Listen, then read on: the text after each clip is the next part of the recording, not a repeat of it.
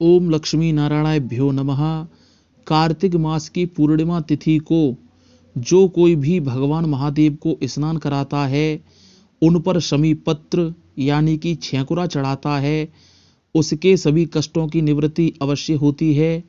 कार्तिक पूर्णिमा के दिन शिवलिंग का रुद्राभिषेक करने से आपकी जन्म कुंडली के अधिकतर दोषों की निवृत्ति हो जाती है। ये पूर्णिमा कार्तिक मास की अंतिम पूर्णिमा होगी। इस पूर्णिमा के दिन आपको इस प्रकार से भगवान महादेव का पूजन अवश्य करना चाहिए। भगवान महादेव का पूजन करने से शनि की साढ़े साती, ढैया, शनि की दशा या फिर महादशा जिस किसी पर भी चल रही हो वह भी शांत हो जाती है।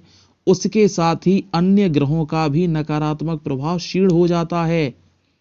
और जिस किसी की भी जन्म कुंडली में काल सर्प दोष होता है तो भगवान महादेव का पूजन करने से भी काल सर्प दोष अत्यंत मात्रा में कम हो जाता है। काल सर्प दोष का मतलब है जिस किसी व्यक्ति की जन्म कुंडली में काल सर्प दोष होता है उसका संपूर्ण जीवन अत्यंत संघर्ष में रहता है।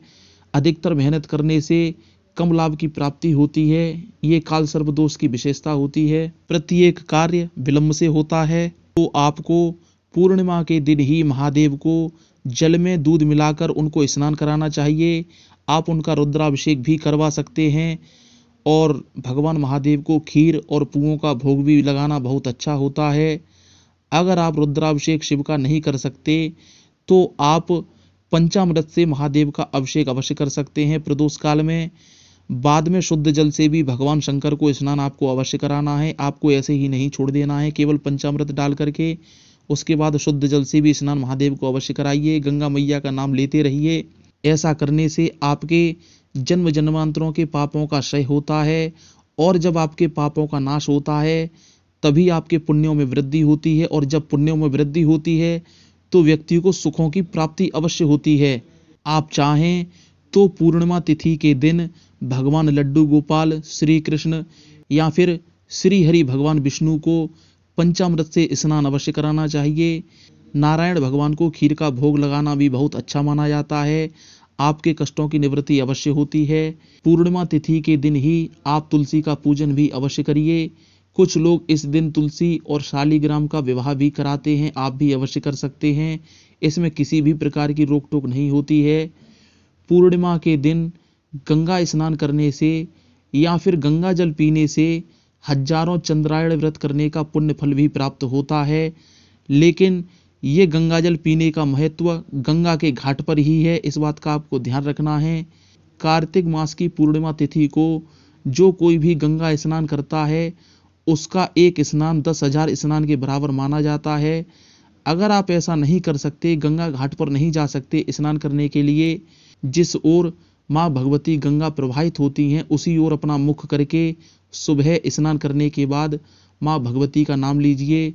आपको केवल गंगा मैया का नाम लेना है और अपने घर पर ही कुछ बूंदें गंगा जल की अपने सिर पर अवश्य डालिए। ऐसा करने से भी आपको माँ गंगा और भगवान विष्णु का आशीर्वाद अवश्य प्राप्त होता है और आपके पुण्यों में वृद्धि भी होती है।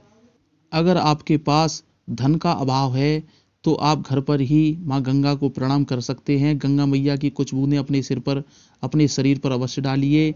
अगर आप सामर्थ्यवान हैं तो गंगा जाकर स्नान अवश्य कीजिए। घर पर सत्यनारायण की कथा भी आप करवा सकते हैं, उनका हवन करवा सकते हैं।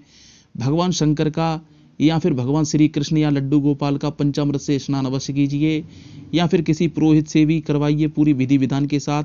ऐसा करने से आपके पापों का नाश होता है, आपके पुण्य फलों में वृद्धि होगी।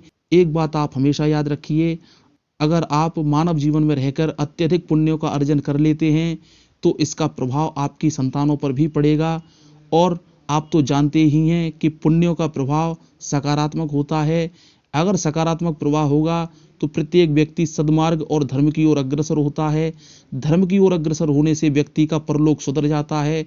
ये बात आपको ध्यान रखनी है। इसी बात को ध्यान में रख के आप भगवान विष्णु या अपने इष्ट की सेवा, उनके ध्यान में, उनके चिंतन में लगे रहिए। वीडियो को शेयर कर दीजिए और सब्सक्राइब कर लीजिए जिससे कि आपको ये वीडियो मिलते रहेंगे। ओम लक्ष्मी नारायणाभ्यो नमः।